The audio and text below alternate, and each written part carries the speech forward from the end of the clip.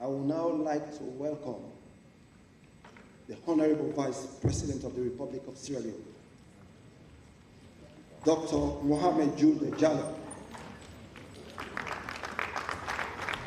to give us the keynote address for this opening ceremony. His Excellency, the Vice President. Thank you, Mr. Chairman. Let's sit down, please.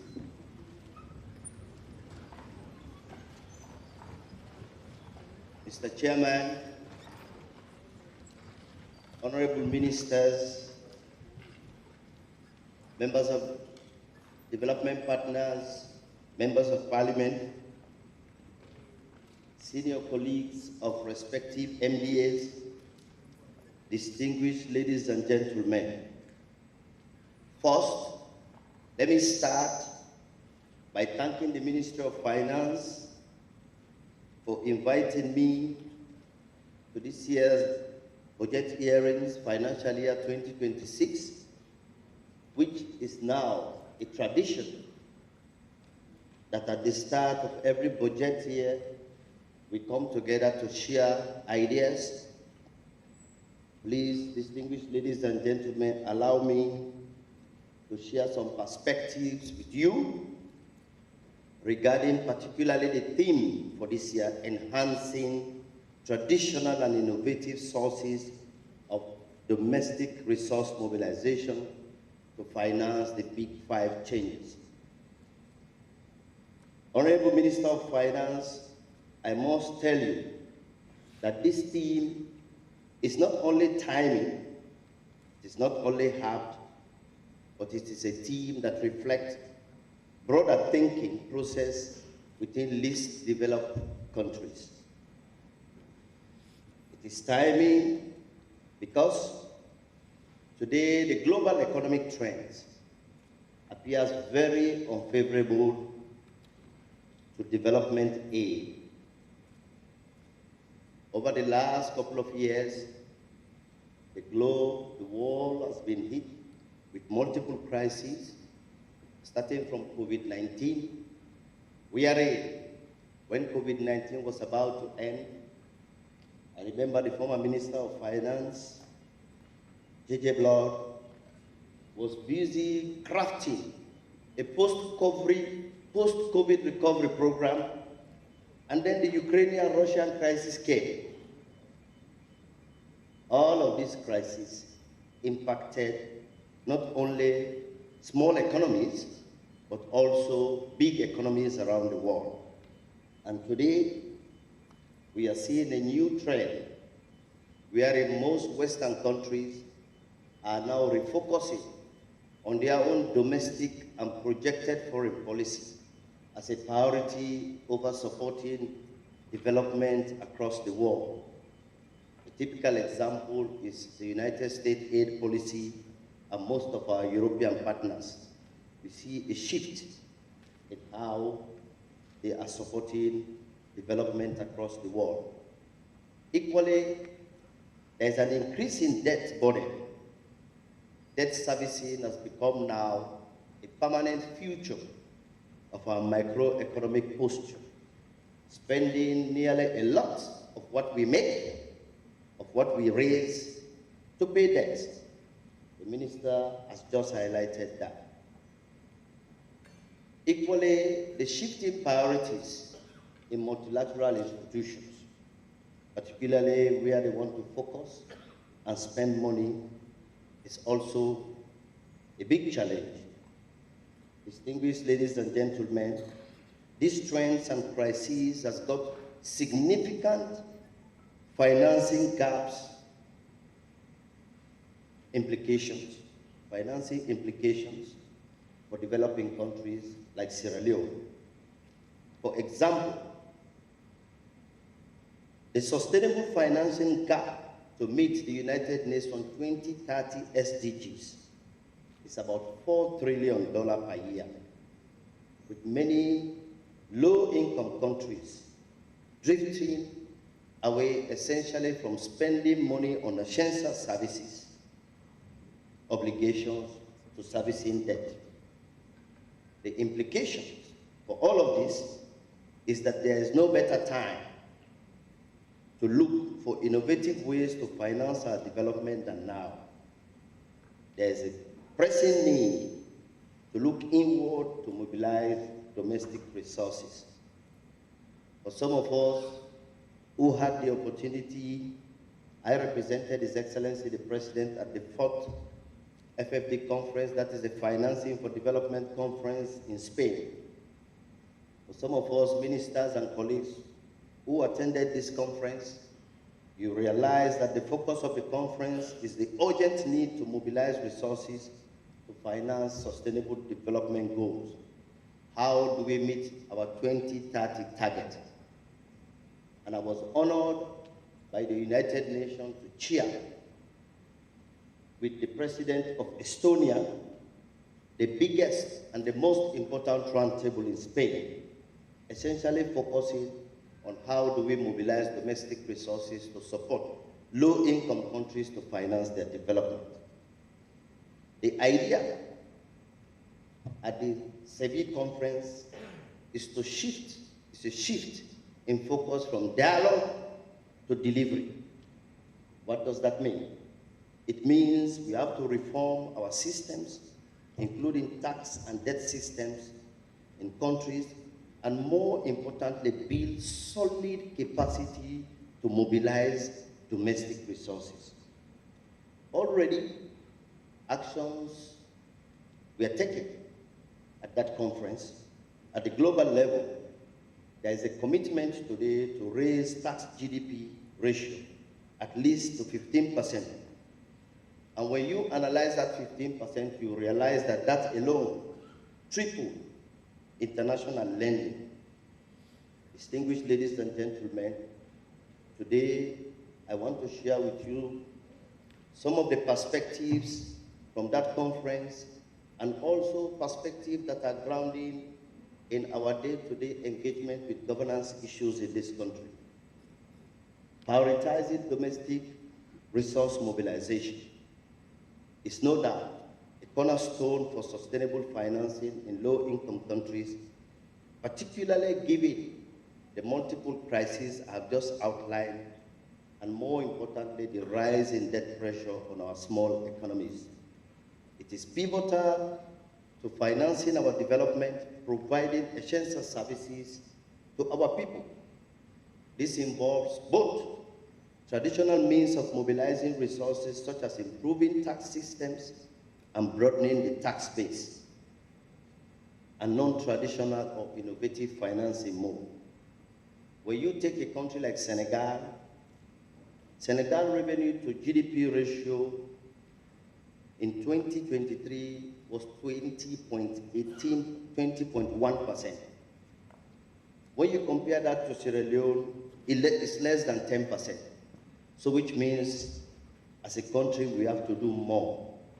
If Senegal can get 20.1 and we are still less than 10%, I think there is no better time to be more innovative than now. On traditional domestic resource mobilization, I think it is now time to continue to invest money and prioritize the complete digitalization of tax administration in this country, so that we'll be able to increase compliance and also reduce leakages in the system. Equally, we have to broaden the tax base. What does this mean? It means we have to focus on things like rationalizing tax exemption. There's a lot of tax exemption in this country.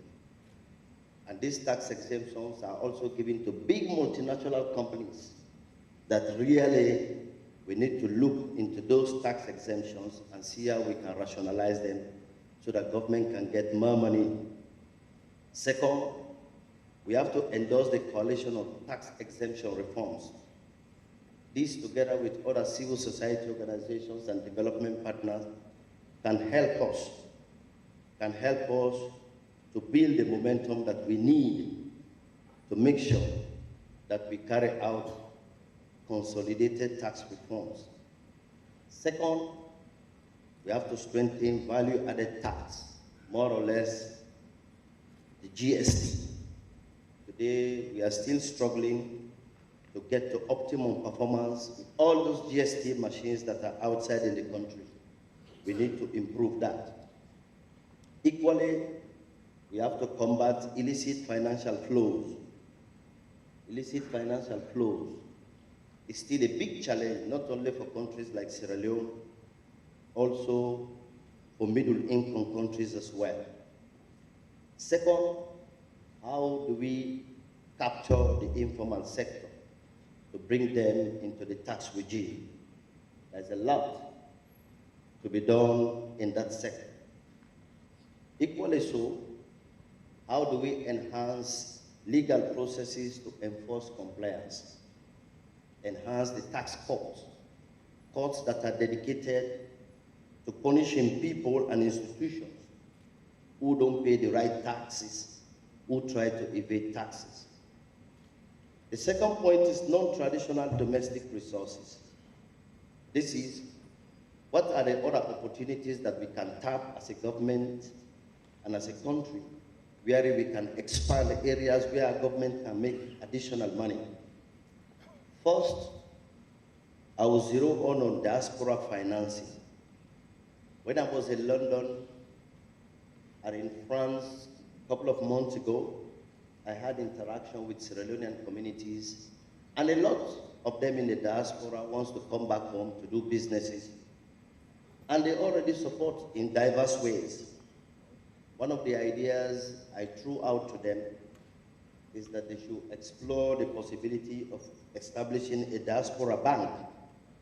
You can have diaspora bonds, their remittances to this country can be placed in a capital.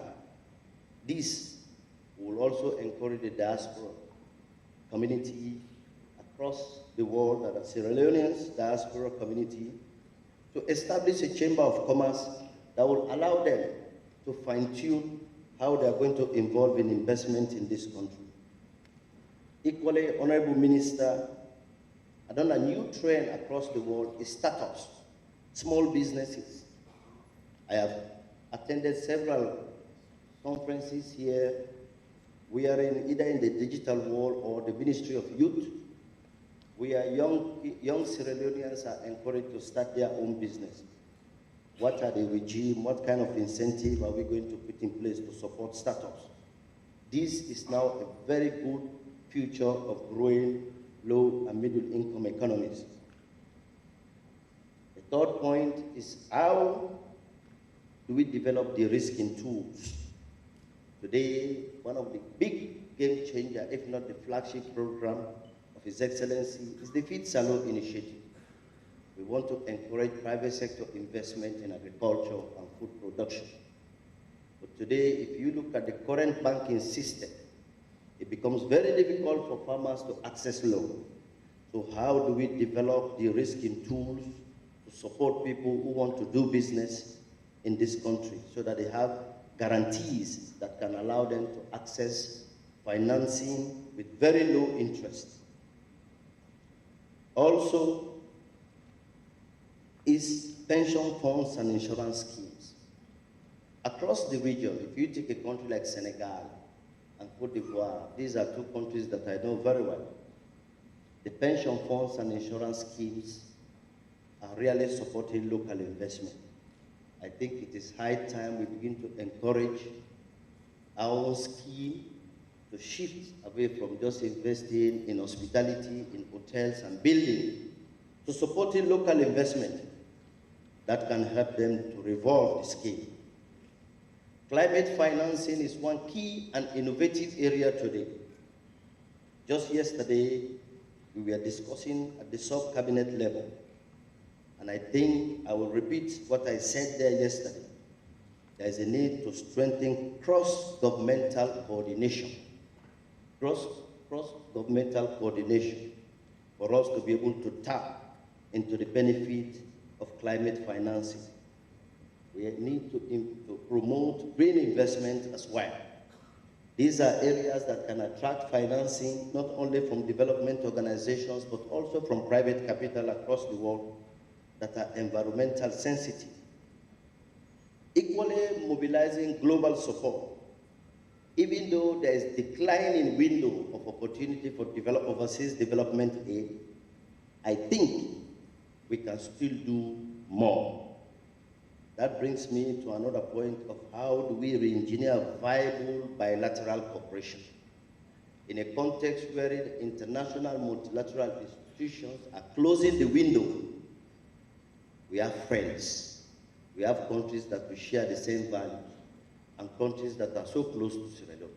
We have to deepen that bilateral cooperation so that in certain ways, even if they don't give cash or financial support, transfer of skills and low-level technology will help.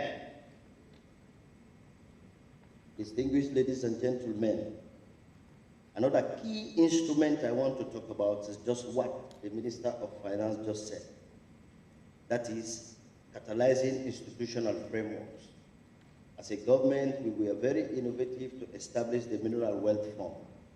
These are innovative tools that can allow government to be able to provide space to increase revenue.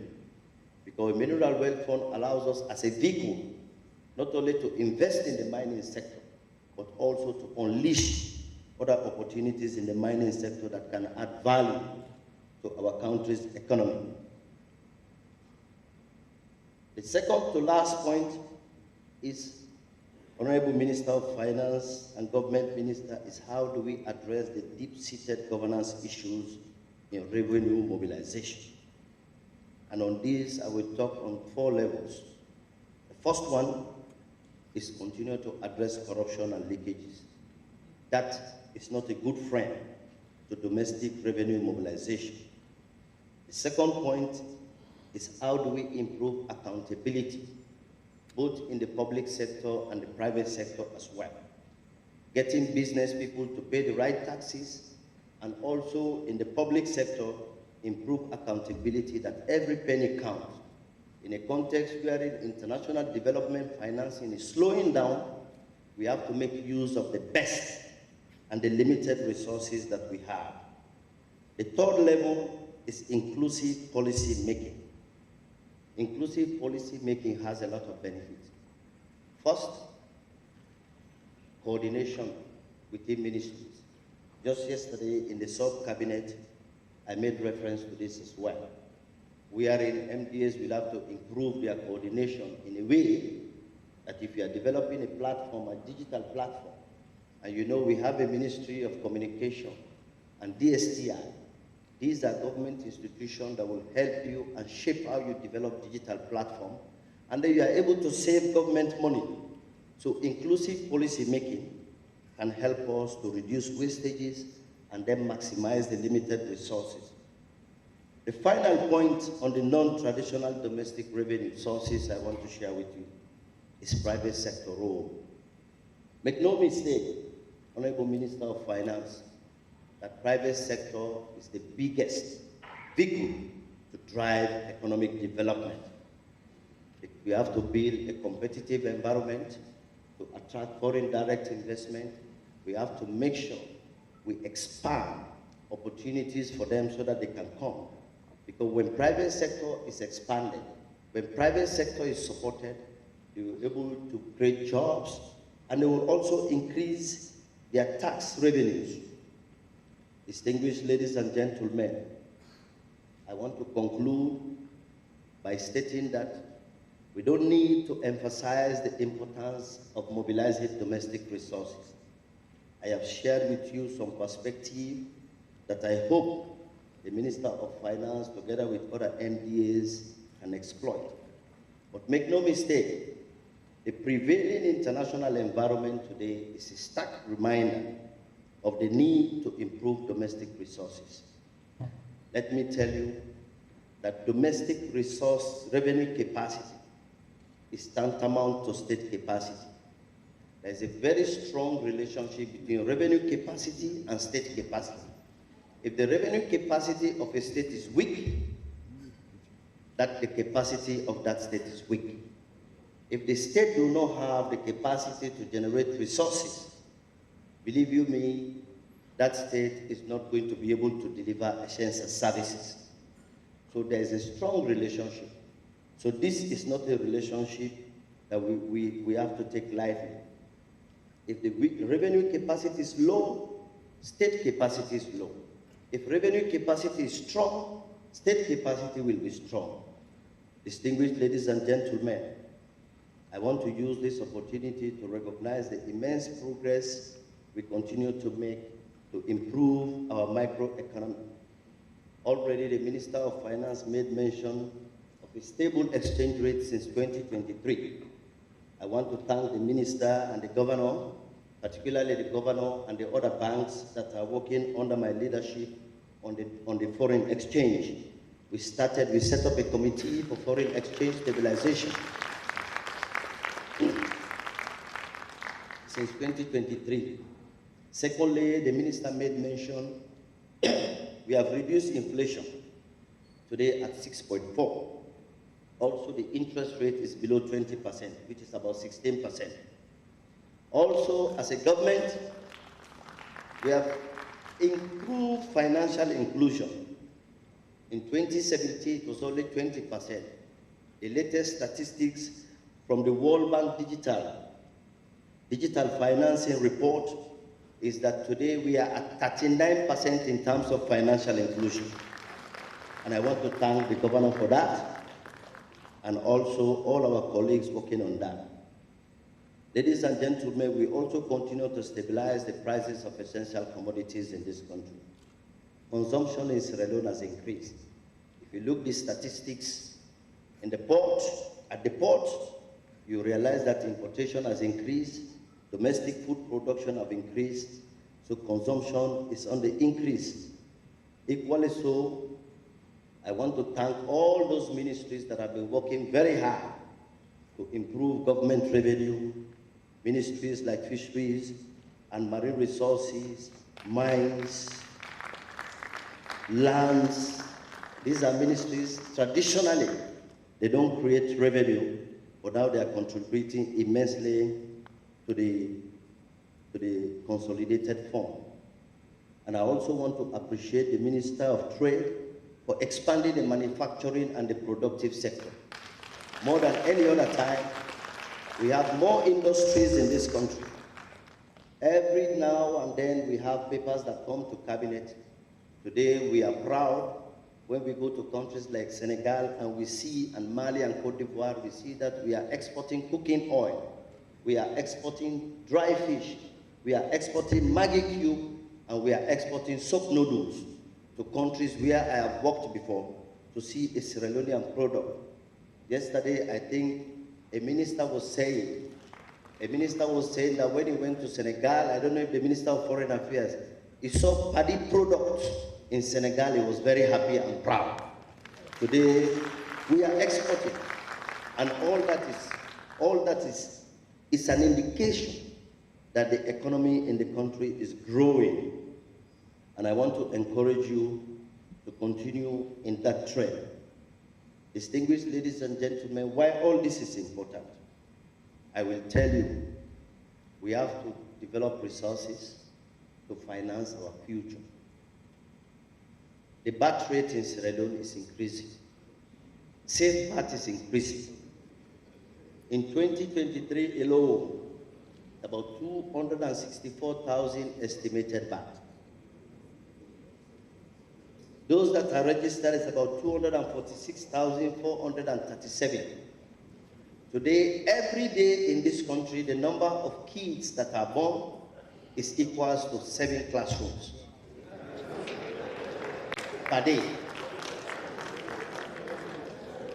Every day, about 700 kids are born in this country.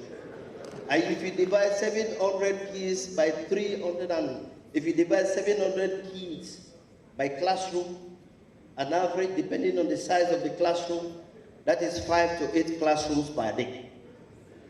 So if you have a country where the kids that are born per day equals to 7 to 8 classrooms, that government has to take planning very seriously. Because it means those kids need teachers, they need doctors, and they need people who care for them. That means resources. Every day, when I sit down in my house, I have a calculator, I calculate figures. To the extent that my daughter told me if I'm also studying maths. I told her this calculator is to calculate about how you are going to survive in the next 20 years in this country. Make no mistake, the number of kids that are also passing WASC exam today are on the increase. More and more kids are going to university. We have to provide the infrastructure at that level. We have to support teaching and learning. We have to support job creation opportunities. So these are really not very easy things to do. So this is just a statistics I'm giving you to take back home, that every day in Sierra Leone, every day you have about 700 baths. Just divide that by the number of kids you expect in a classroom. So you are talking about every day Sierra Leone is producing 8 classrooms of children. And we have to care for them. We have to build those classrooms. We have to pay those teachers. We have to buy teaching and learning materials for them. This is a huge burden, particularly so at a time when international development aid is dwindling and it's going to dwindle. So we have to take domestic resource mobilization seriously if we want to survive the socio-economic challenges of our time. Distinguished ladies and gentlemen, honorable ministers, our focus moving forward should be how to build a strong revenue capacity to enable us to finance our development and safeguard the future of our children. Government budget directives should not only focus on expenditure, but also include support processes to expand the revenue base. For example, if you invest in infrastructure, that is road and energy, it should be investment that will support our revenue mobilization drive. We have to be innovative, as well as we have to impose a very strong sanction regime for those that continue to undermine our efforts to mobilize resources.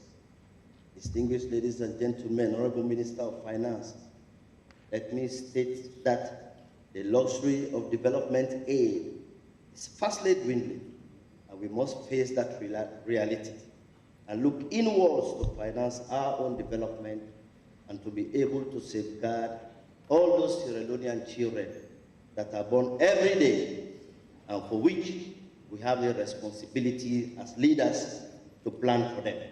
On that note, I wish you a successful deliberation. Thank you very much. Assalamu alaikum.